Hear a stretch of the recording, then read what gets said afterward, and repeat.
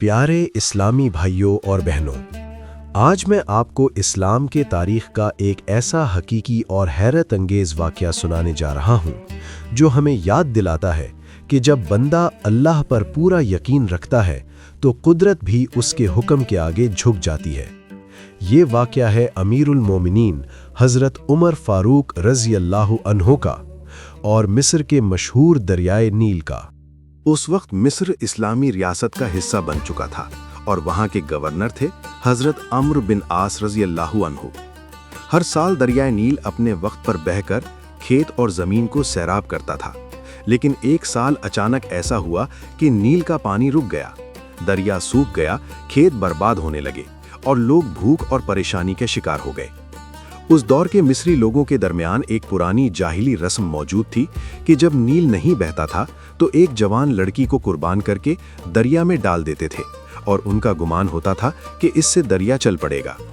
لوگ حضرت عمرو بن عاص کے پاس آئے اور انہوں نے اس پرانی رسم کا ذکر کیا، لیکن حضرت عمرو بن عاص نے اسلام کی تعلیمات کے مطابق اس ظلم اور شرک سے بھری رسم کو سختی سے رد کر دیا اور فرمایا کہ اسلام ایسی کسی بھی رسم کی اجازت نہیں دیتا۔ اب جب نیل پھر بھی نہ چلا تو انہوں نے مدینہ منورہ میں امیر المومنین حضرت عمر کو پورا واقعہ لکھ کر بھیجا۔ جب یہ خط مدینہ پہنچا تو حضرت عمر رضی اللہ عنہ نے اسے پڑھا۔ آپ رضی اللہ عنہ کا چہرہ پر یقین تھا، دل میں کسی قسم کا شک نہیں تھا۔ حضرت عمر رضی اللہ عنہ نے فوراً سمجھ لیا کہ مسئلہ دریا کا نہیں، مسئلہ یقین کا ہے۔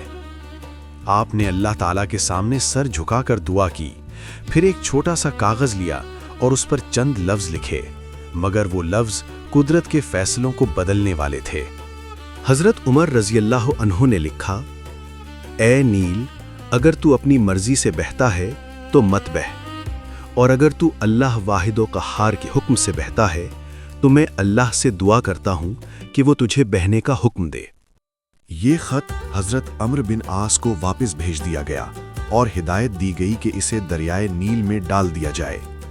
جب مصر میں یہ خط پہنچا، لوگ بے چینی کے عالم میں دریا کے کنارے جمع ہو گئے۔ حضرت عمرو بن عاص نے پورے ادب اور یقین کے ساتھ حضرت عمر کا لکھا ہوا خط دریائے نیل میں ڈال دیا۔ اور پھر میرے پیارے بھائیوں اور بہنوں، اللہ کی قدرت کا وہ منظر ظاہر ہوا جو آج بھی تاریخ کا حصہ ہے۔ چند لمحوں کی خاموشی کے بعد نیل کے پانی میں حرکت ہوئی، دریا دوبارہ بہنا شروع ہو گیا اور اتنی شدت سے بہتا چلا کہ اگلے ہی دن پانی اپنی پرانی سطح سے بھی زیادہ بلند ہو گیا۔ لوگ حیران رہ گئے، زبانوں پر صرف ایک ہی نعرہ تھا، اللہ اکبر۔ اور پیارے اسلامی بھائیوں، اس معجزے کے بعد مصر کے لوگوں کے دلوں سے پرانی جاہلی رسمیں ہمیشہ کے لیے مٹ گئیں۔ اب لوگ سمجھ چکے تھے کہ نہ کسی انسان کی قربانی سے دریا چلتا ہے اور نہ ہی کوئی مخلوق قدرت پر قابو رکھتی ہے۔